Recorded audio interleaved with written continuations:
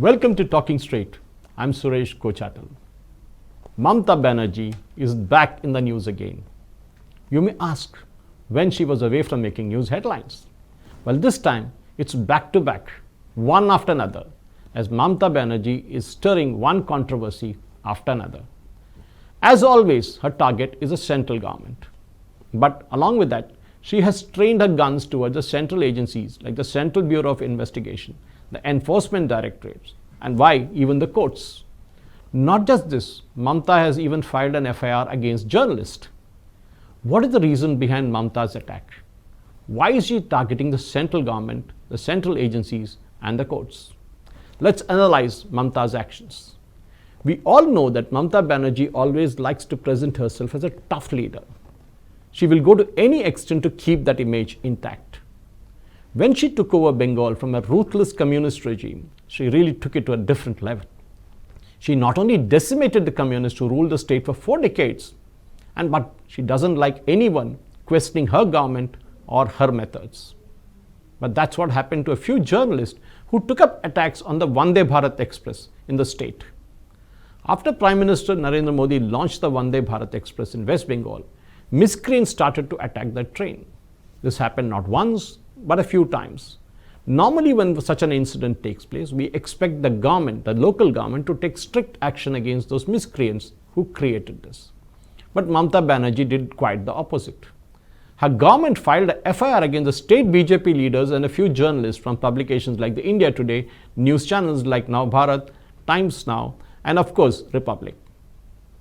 The Times Now, Bharat, Republic, and India Today are now facing the flag along with Bangla, Republic Bangla, CNN News 18, Zee News, and a few more who highlighted the issue.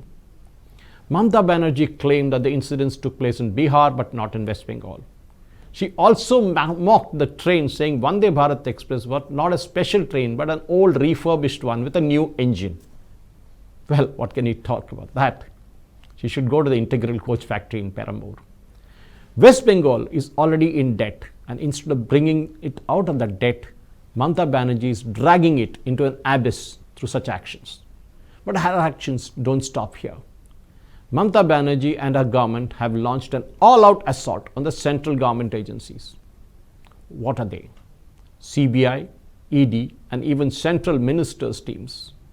We all know that the central agencies are investigating various cases of several aides of Mamata who are accused in these cases. Well, Partha Chatterjee was arrested in a teacher recruitment scam. Anubrata Mondal was arrested in a cattle smuggling case. This has irked Mamata Banerjee to no extent. There is a reason behind that. Anubrata Mondal is one of the most trusted lieutenants of Mamata Banerjee. He has a stronghold in Birbhum and neighboring districts like Bardhaman, Bankura, and Purulia districts, which play a key role in forming the government due to the count of seats there. Mondal is alleged to have been involved in several scams which yield lots of funds for the party. After he was arrested by the CBI, Mamata Banerjee has been doing everything to keep him in West Bengal and away from the central agencies. Why? Because there are reports that Mamata Banerjee is afraid that Mondal might sing and reveal their secrets. Mondal's clout in the region was one of the reasons why Mamata Banerjee secured a comfortable seats in that region. She is worried that his arrest may dent her image and may even affect the party fortunes in the forthcoming elections. This is the reason why Mamata is using the police to keep Mondal away from the central agency's interrogation. The state police arrested Mondal in a petty case and they kept him in their custody.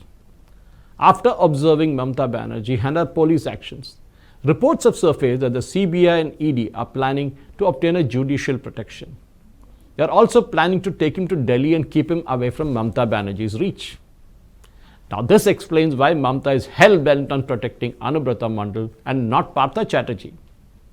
Now, on the other, ED and CBI, Mamata is at loggerheads with even the Union Rural Ministry. After reports emerged that there was a rampant corruption in allotting houses in the state under the Pradhan Mantri Awas Yojana, the Union Rural Ministry has decided to send 2 teams for field inspection. The Trinamool Congress has been slamming BJP's move in this regard. With Panchayat elections close by, both BJP and TMC are training the guns at each other. While the TMC argues that the union government is not releasing MNRGS funds, which are for the state, the union ministry claims that the centre stopped releasing the funds because of irregularities in implementing the scheme in West Bengal. There is no chance that these issues will be resolved soon. This will undoubtedly be one of the most important weapons for both the parties in the forthcoming elections. Then comes the most important attack by Mamata Banerjee. She and the government have been loggerheads with the union government and its agencies, which is known to everyone. But for some time, they all have been targeting one institution. Mamata Banerjee has been targeting the judiciary. Yes, she and the government is not even sparing the judiciary. We know that the CBI and ED in the chit fund case, in the Narada chit fund case, had gone hammer and tongs. It is alleged that several high-ranking officials and TMC politicians were caught accepting bribes in a sting operations. That case has been going on for several years now.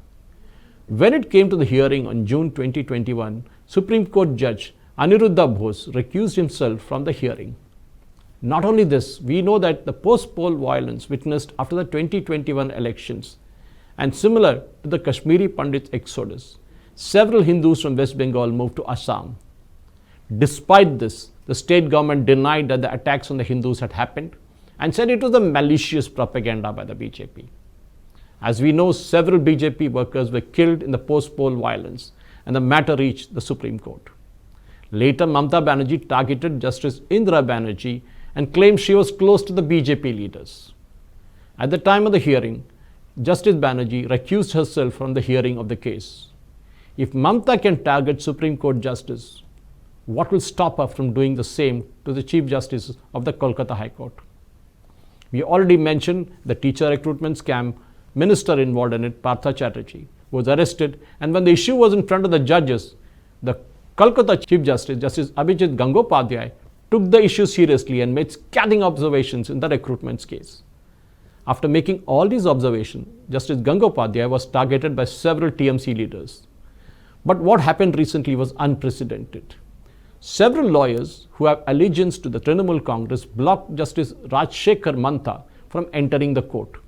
As if this wasn't enough, several posters were pasted calling him a disgrace in the name of judiciary. Several posters were also posted on the roads leading to Justice Mantha's residence. The question is, why is TMC targeting Justice Mantha? Because he's giving sleepless nights to the party. When the state police filed 26 FIRs against Suvendu Adhikari, the court gave a restraining order to the police from taking any action.